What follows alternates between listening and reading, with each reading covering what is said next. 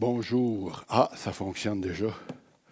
Alors, bonjour, Église du Flambeau de l'Espoir. Est-ce que ça va bien? Puis les autres, ça va-tu bien aussi? Oui, les uns les autres. Je suis vraiment content qu'on puisse être là ensemble ce matin pour parler. Voilà. Ici, c'est François Provencher m'a donné la permission de montrer une de ses photos quand il était jeune. Merci François pour ça. Non, finalement, il ne se ressemble pas. C'est pas lui. Est-ce qu'il y a des parents ici qui ont des enfants présentement là, entre 1 an et demi et 3 ans? Il y en a quelques-uns. OK. Je compatise avec vous, chers parents. Il n'y a pas tellement longtemps, il y a quelques semaines, moi et Mona, on a gardé notre petit-fils, le petit dernier de 2 ans. On l'a eu 3 heures, puis pendant 2 heures et demie, il a broyé sa vie. Il voulait avoir sa moument. On a essayé de lui changer les idées de toutes les façons qu'on connaissait. On a essayé de jouer avec lui. Il n'était pas question. On lui a donné des bonbons. On a sorti la crème glacée. Il n'a rien à faire. Il voulait avoir sa moument. À cet âge-là, c'est reconnu, vous savez, par le terme terrible two. Hein? C'est une expression utilisée pour décrire une période de développement chez les jeunes enfants qui sont âgés entre 18 mois et 3 ans à peu près, là, et qui est caractérisée par des crises de colère, par des caprices, par des oppositions fréquentes comme telles. Et j'étais déjà en train de réfléchir au message d'aujourd'hui, puis je me suis dit, je ne sais pas si Terrible 2 n'est pas demeuré caché des fois à l'intérieur de nous à quelque part. Des querelles qui nous révèlent la vraie nature de nos cœurs.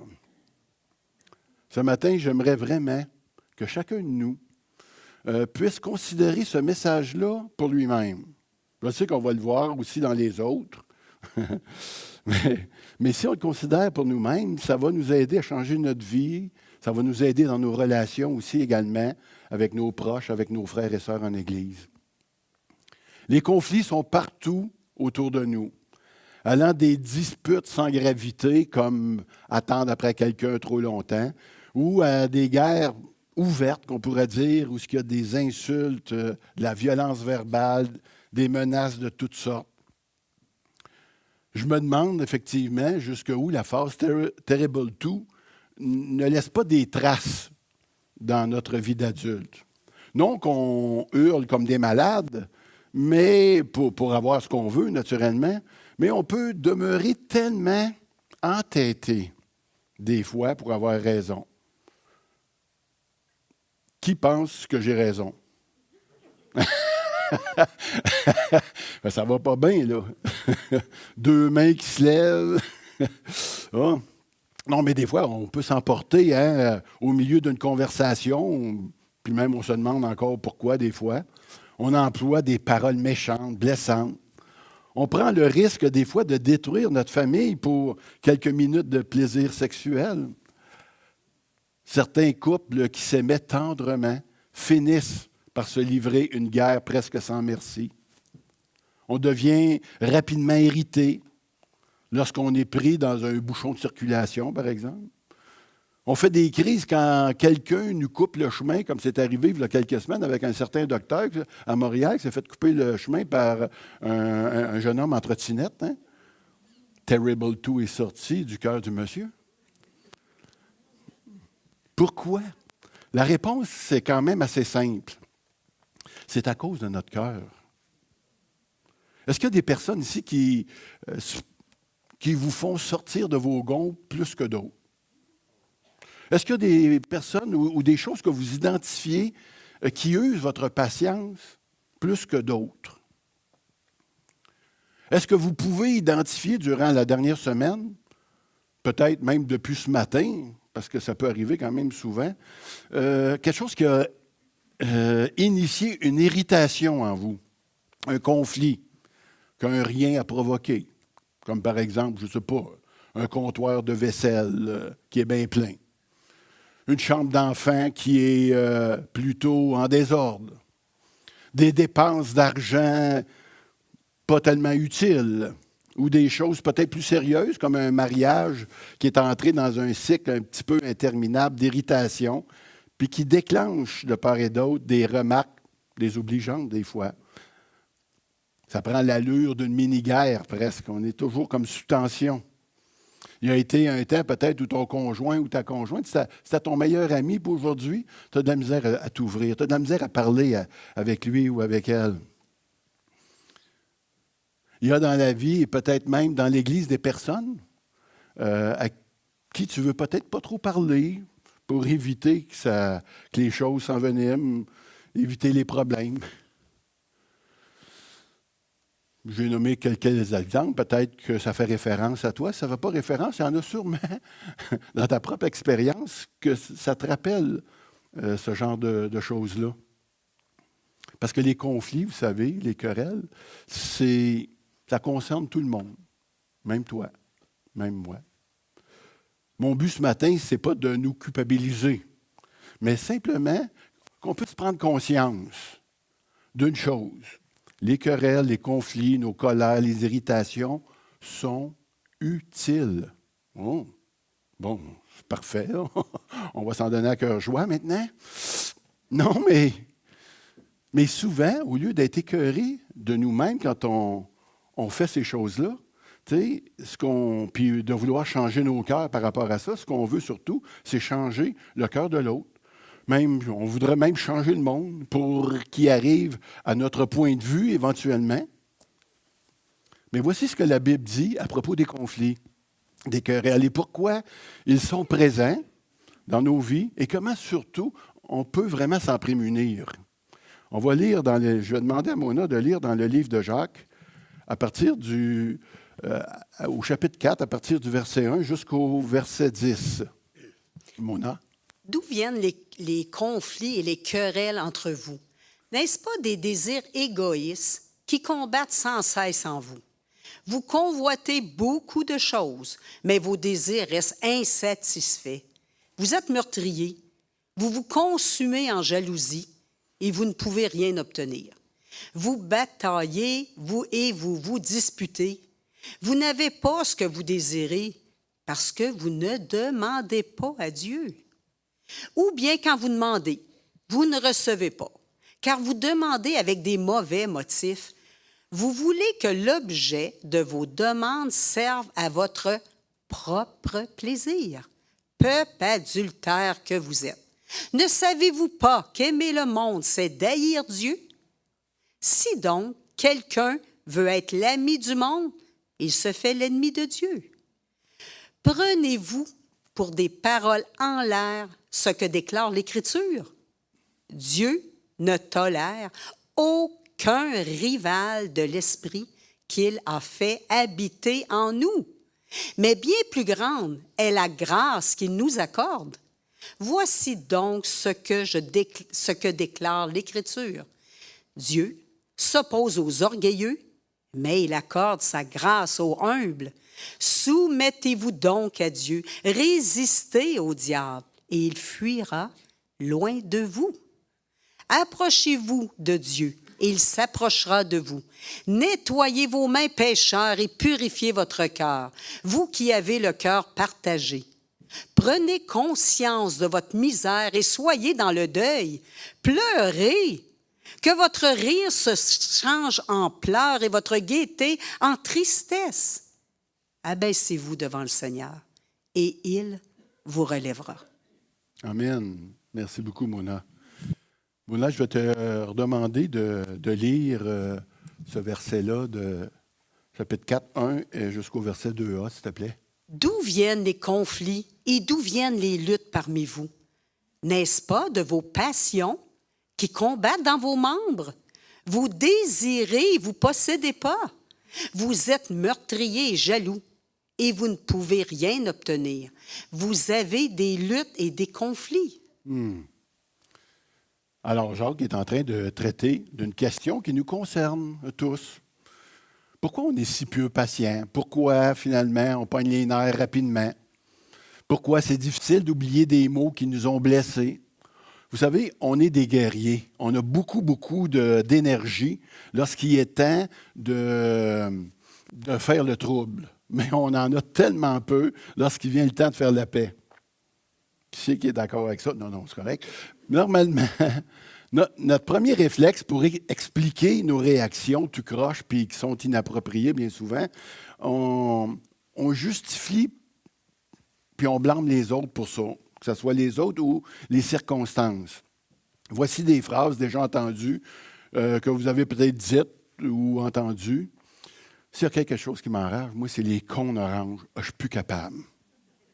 Ou bien, il me fait devenir folle. Elle m'exaspère, elle m'énerve. Si le chien du voisin revient sur mon terrain, je vais y faire goûter une boulette. Ça, je l'ai mis celle-là, cet exemple-là, parce que ça nous est arrivé il y a 2 semaines. On a un chien avec un nouveau voisin qui laisse aller partout, puis qui vient faire ses besoins partout. Et puis, il y a un de nos voisins qui a dit cette phrase-là. Nous, on la pensait, mais...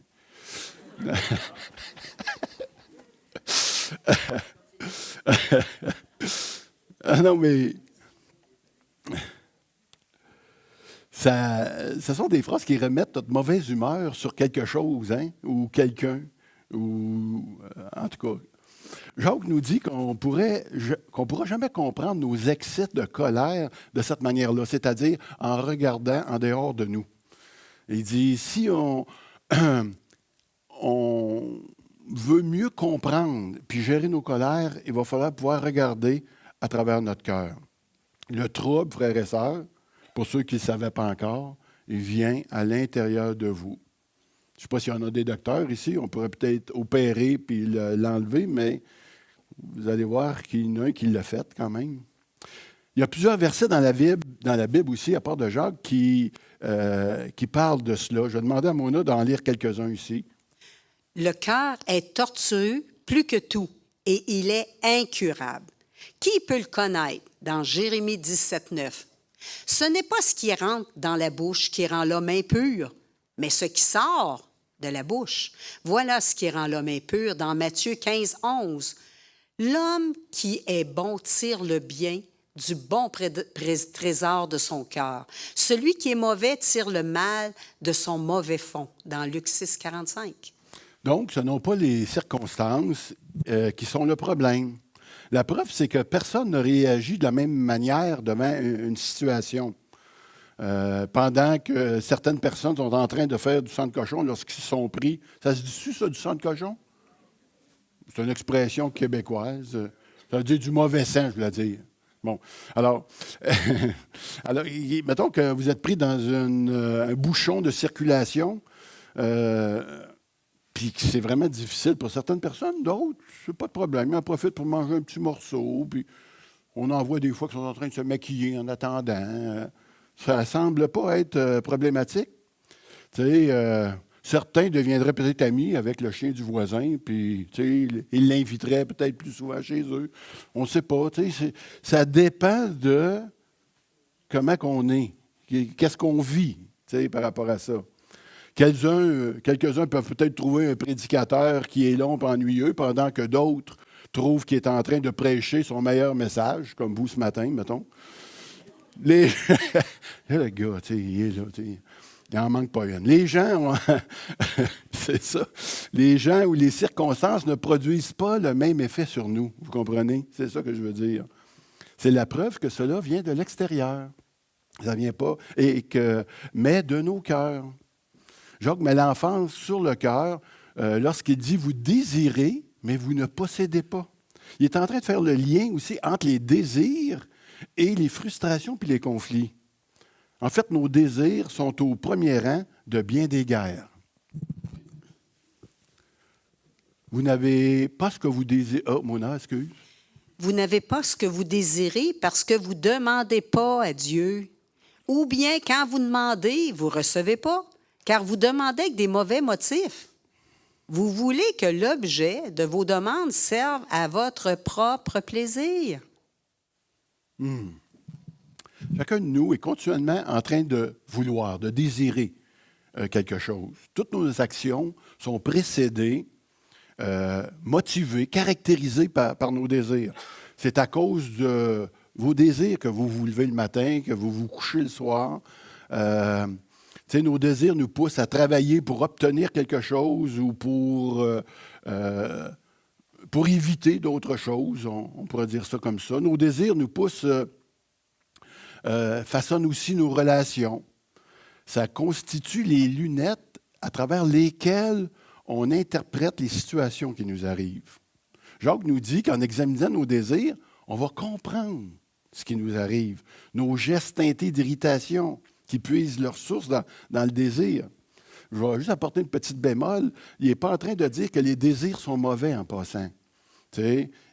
Parce que c'est impossible de ne pas désirer. La journée que vous allez arrêter de désirer, c'est que vous êtes déjà mort.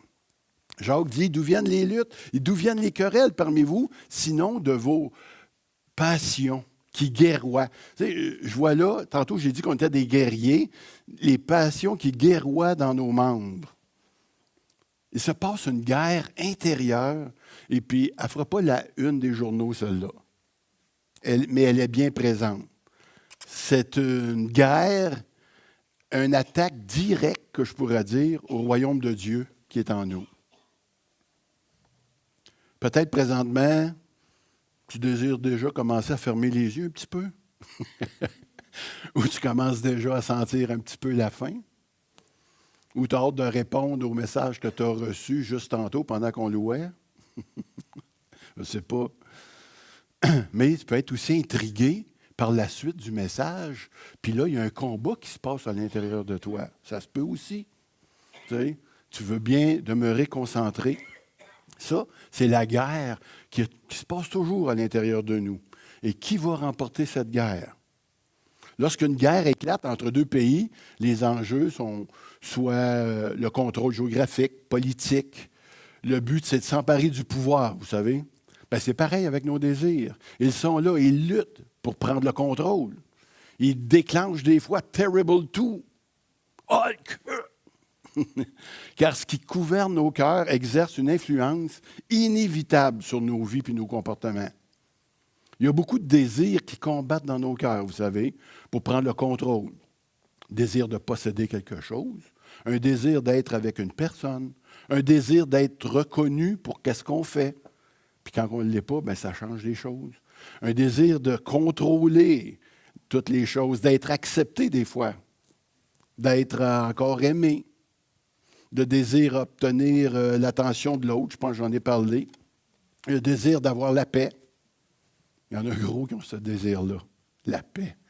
Tous ces désirs entrent en compétition avec le Seigneur pour gouverner notre cœur.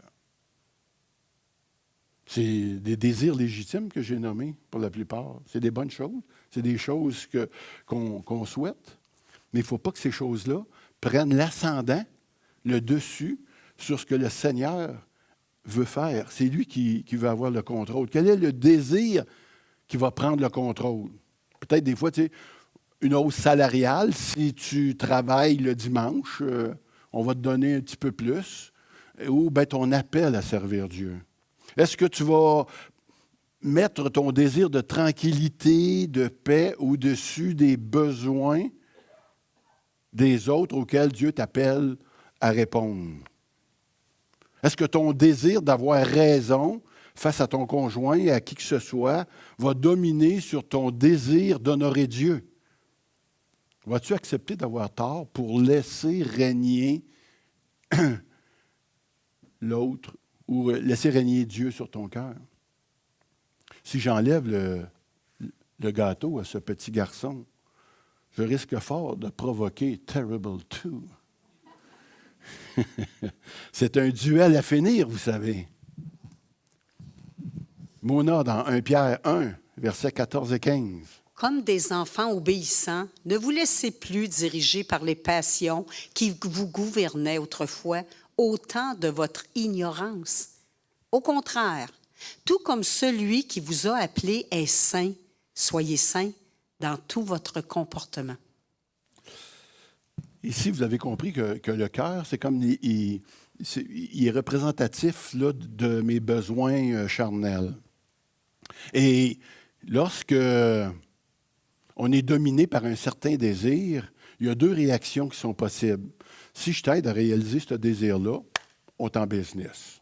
Ça va bien aller, tu vas beaucoup m'aimer. Mais si je refuse de t'aider, ça se pourrait que tu deviennes irrité, tout dépendant du service que tu demandes, frustré, peut-être même découragé, parce que là, ça va être difficile de répondre à ton besoin. Parce qu'un désir, c'est emparé de ton cœur. Ce désir peut être même légitime, comme on l'a dit tantôt, mais il peut prendre des fois des proportions démesurées. Puis ça conduit au péché. Parce qu'il exerce une autorité souveraine sur ton cœur. Comme exemple, désirer la paix, le bonheur, la tranquillité, le confort. Une conjointe, ou un conjoint, c'est une personne seule. Même la santé, c'est tous des désirs légitimes, mais ils ne doivent jamais prendre le contrôle de ton cœur. Je voudrais donner l'exemple de Bruno. Y a-t-il un Bruno ici? Parfait. Alors, c'est Bruno. Bruno. Il rentre de travailler le soir, une dure journée.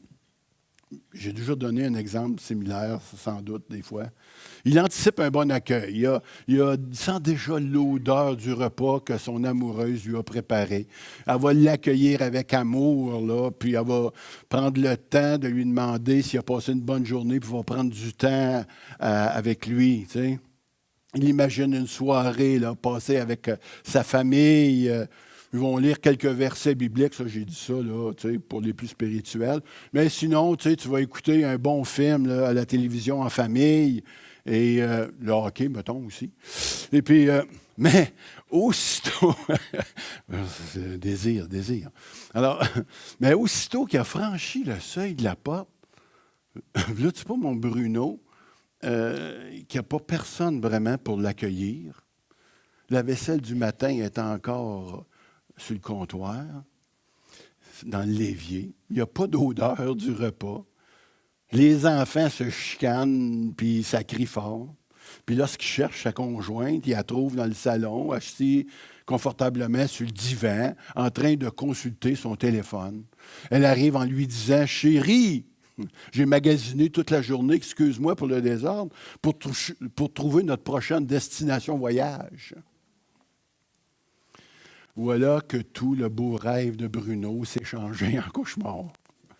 Il pogne les nerfs. Il essaye de séparer les enfants en leur criant dessus, en te les ramassant par un pleumas.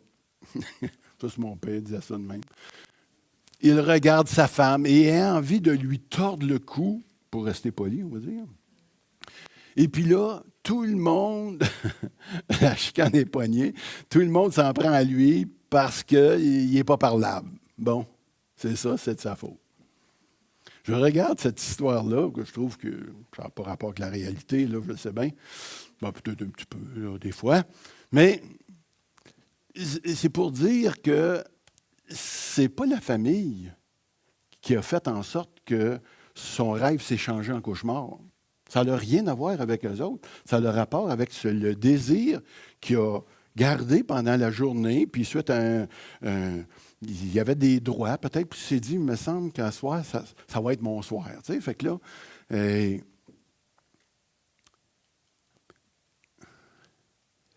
c'est un désir tout à fait légitime, hein, de passer une bonne soirée avec sa famille, puis tout ça. Mais il n'a pas pu voir ce que le Seigneur lui offrait à Bruno. Il lui a offert ce soir-là la chance de servir sa famille, toi.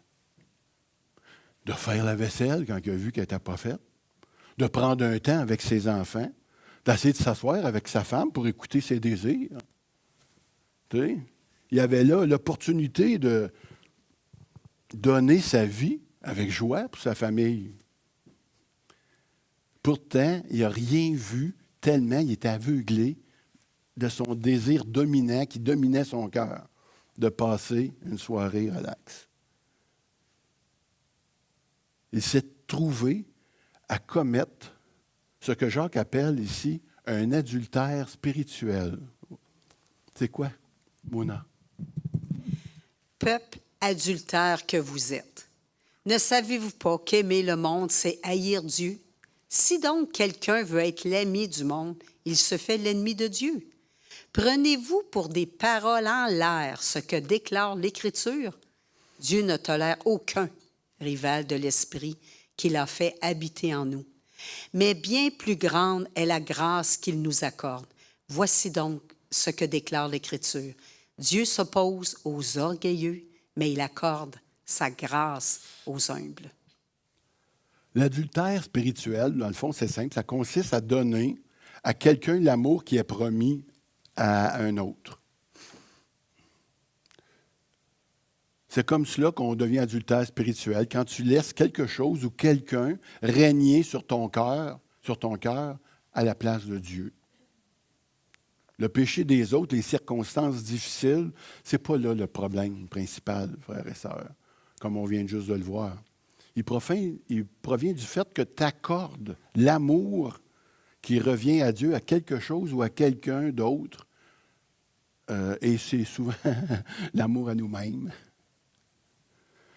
J'explose parce qu'à quelque part, quelqu'un ou quelque chose m'empêche d'obtenir ce que je veux. Alors, je vais redonner vie à Terrible Two. Je vais le réveiller. Le problème, lorsque notre rapport avec les autres est brouillé, le trouble de ça, c'est que notre relation avec Dieu est brouillée aussi.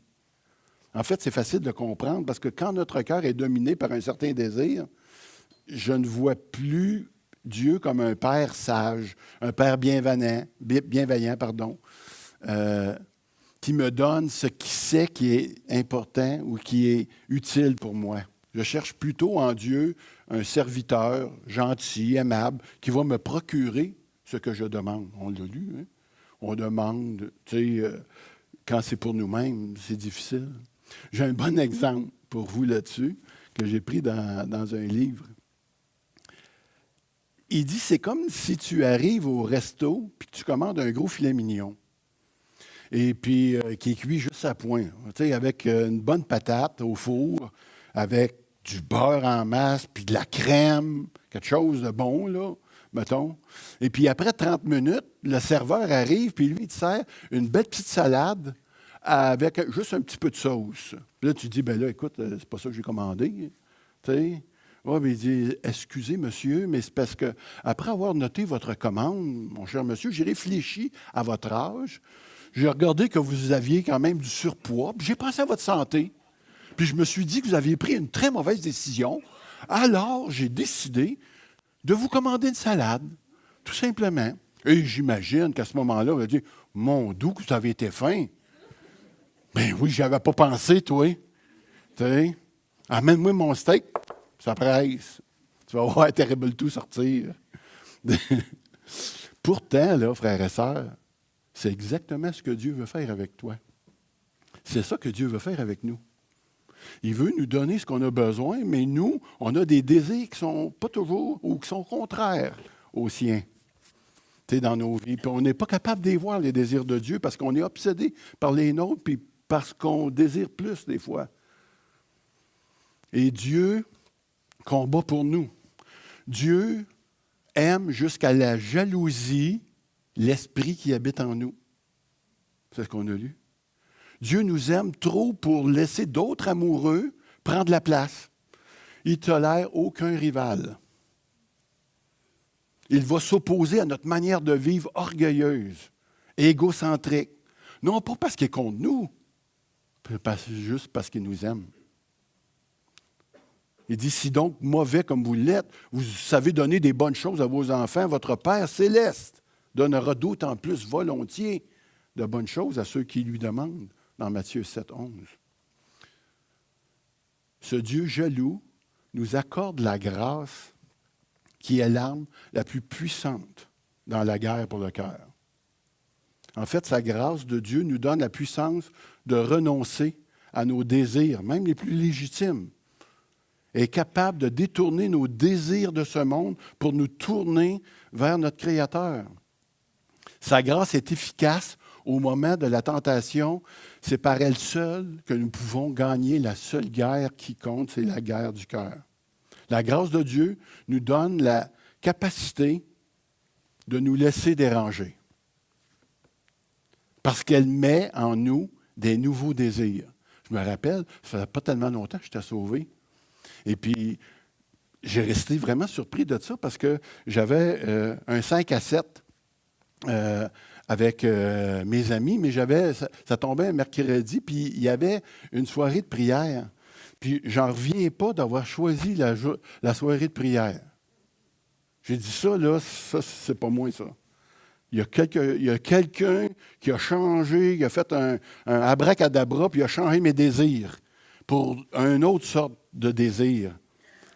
Je me rappelle une fois aussi que j'étais, ça fait un petit bout de temps, je racontais ça à un frère et une sœur, il n'y a pas tellement longtemps, je me suis rappelé de ça. J'étais à la maison, mon était parti, c'était un soir, puis j'étais en train d'écouter un film à la maison. Et puis, puis dans ce temps-là, on n'avait pas d'enregistreuse là, pour enregistrer les films, fait que ça fait vraiment longtemps.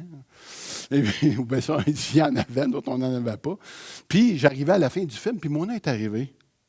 Elle est arrivée à la maison, puis je ne sais pas pourquoi, puis j'avais hâte de voir la fin de ce film-là, mais j'ai fermé la TV, puis je suis allé accueillir ma femme. Il m'a semblé que c'était la chose à faire. C'était la meilleure chose d'aller l'accueillir lorsqu'elle rentre de travailler. C'était un soir. Et puis, j'ai dit, hein, c'est donc bien bizarre. Mais là, je n'ai jamais su à la fin du film. Mais, tu sais, je ne le sais pas, ça a nourri quelque chose en moi. Savez-vous ce que ça nourrit en moi? Ça a nourri un amour pour elle. À toutes les fois que tu vas te laisser déranger par un désir qui n'est pas charnel, qui semble vraiment être inspiré de Dieu, ça va faire de toi, tranquillement, tu vas découvrir le Seigneur. Tu vas découvrir ce que ça peut créer en toi. Le Seigneur crée des nouveaux désirs en nous et puis nous donne la grâce en plus d'y obéir.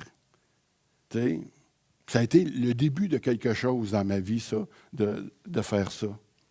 Tu sais, le Seigneur, quoi, est-ce que lui, il ne s'est pas laissé déranger? Il s'est laissé déranger dans son ciel. Il est venu directement sur la terre. Il s'est laissé déranger par des pécheurs, par un paquet de monde que lui n'avait pas besoin.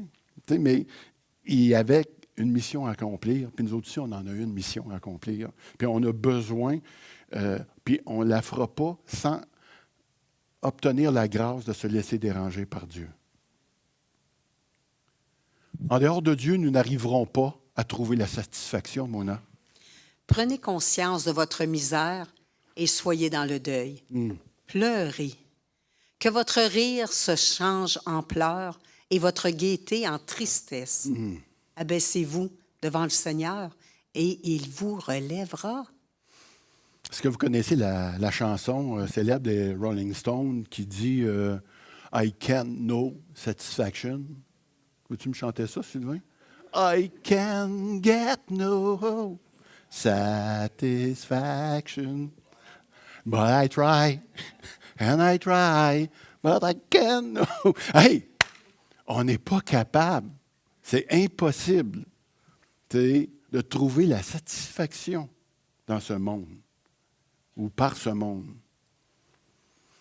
Souvent, on la cherche, mais c'est de la fuite. On fuit quoi? La solitude? On fuit un mariage devenu pesant? On fuit notre passé, notre présent, peut-être notre futur, je ne sais pas. On fuit notre insatisfaction de la vie.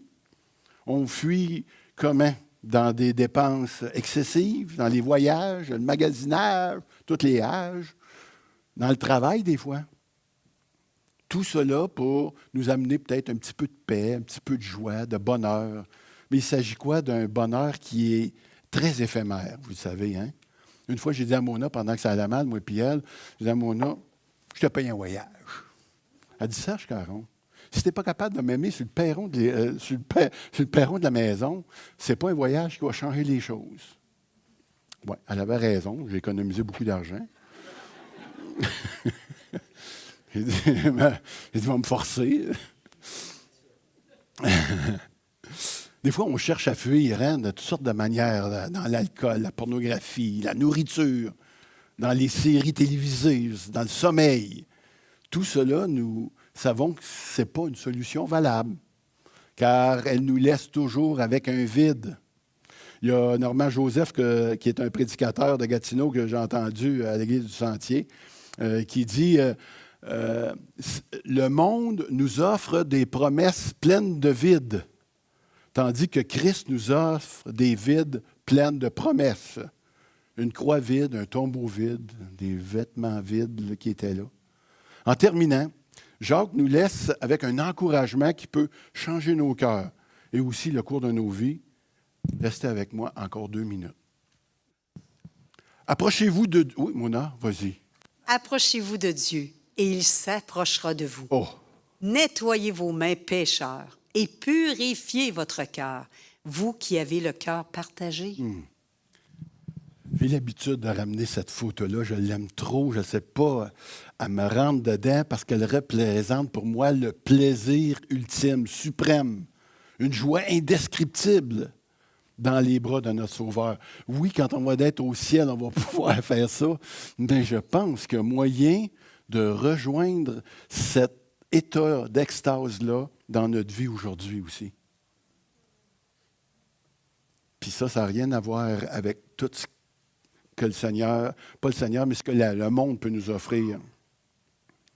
J'aimerais qu'on puisse être imprégné de cette photo-là.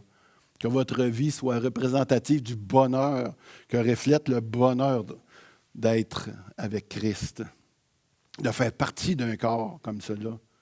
Ça dit, approche-toi de Dieu, il va s'approcher de toi. En apprenant à bien connaître le Seigneur, à l'adorer avec un cœur qui n'est pas partagé, avec un esprit bien disposé, si tu t'attaches à lui, il va intervenir en ta faveur.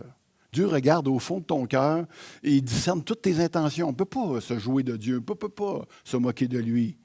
Si tu ne le connais pas ce matin, je m'adresse à ceux qui ne le connaissent peut-être pas, de cette manière-là, du moins. Sache que Dieu t'invite, chaque homme, chaque femme, à chercher et à le trouver. Si tu es ici ce matin, puis tu entends le message, ou tu es ailleurs, puis tu l'entends, Dieu parle à ton cœur peut-être. Il dit ceci, nettoie tes mains. C'est une expression utilisée dans le sens figuré, naturellement, qui veut dire se purifier du mal en se repentant. C'est comme ça qu'on passe au nettoyeur. On se repent de nos péchés et on confesse à Dieu. Dans 1 Jean, ça dit, si nous reconnaissons nos péchés, il est quoi? Fidèle et juste pour nous les pardonner et nous purifier de tout mal que nous avons commis. Il dit, purifie ton cœur, vous qui avez le cœur partagé. Oh, ça arrive, hein? Avoir un cœur partagé, c'est littéralement avoir 2 âmes. Une dans le monde, puis une avec le Seigneur. Ça décrit, on ne peut pas servir 2 maîtres. D'un côté, il est attiré par ce monde, par la philosophie du monde, les plaisirs de la chair, mais il veut aussi servir Dieu. Et on est déchiré par ça, frères et sœurs. Jésus a dit que nul ne pouvait servir 2 maîtres et que celui qui n'est pas avec moi est contre moi. Il faut choisir. Réaliser tes désirs ou rechercher la sainteté. Quand on parle de ça, rechercher la sainteté, là, c'est plate. La sainteté, c'est plate. Prier, lire la Bible, renoncer. Mais quand on recherche la sainteté, c'est Dieu ce qu'il fait, pas toi, il va provoquer, il va t'emmener des nouveaux désirs, des désirs que tu ne seras pas capable de résister. Comme il l'a fait avec la grâce irrésistible lorsqu'il nous a communiqué la foi. On n'était pas capable de dire non à Dieu. Il s'est présenté comme ça. Il a ouvert nos yeux de cette manière-là. Il nous a sortis de la mort. Je vais inviter les musiciens à monter.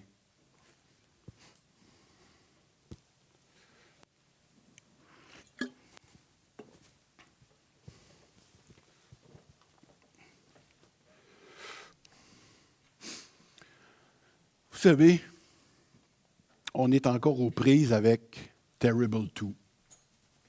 Il est là. Il guette le bon moment pour arriver. Il guerroie dans nos membres. Nous sommes des êtres humains qui sommes déchus, abîmés, dysfonctionnels. Nous vivons dans un champ de bataille où la force de nos désirs s'acharne contre les projets de Dieu dans nos vies. Même si nous sommes des croyants, on n'est pas encore au paradis. Vous l'avez peut-être sans doute deviné. Notre corps et notre esprit sont encore fragiles, vulnérables. On peut être découragé de nous-mêmes, à bout de force, mais le Seigneur veut que nous confessions notre désespoir de nous-mêmes. Il nous attend. Quand il nous met dans une situation où ce que ça devient difficile, où ce qu'on est irrité, où ce qu'on sent que personne ne nous comprend, c'est lui qui nous attend. C'est lui qui la prépare, cette situation-là. Il veut qu'on rentre dans la maison, qu'on y aille faire la vaisselle, qu'on y aille voir notre femme, qu'on fasse des choses complètement différentes. Il nous force à aller dans cette direction-là. C'est parfaitement légitime de désirer la paix, le repos, que nous aurons parfaitement lorsqu'on va être dans sa présence, gloire à Dieu. Mais en attendant, on peut nous approcher de lui, sachant qu'il va s'approcher de nous. Ça, nous, on s'approche, mais lui, il s'approche. Puis, à un moment donné, il se passe ça. Il se passe exactement ça. Tout ce que nous avons réellement besoin, c'est le Seigneur qui peut nous le donner et personne d'autre que lui peut nous le donner. Amen? Amen. On va prier ce chant.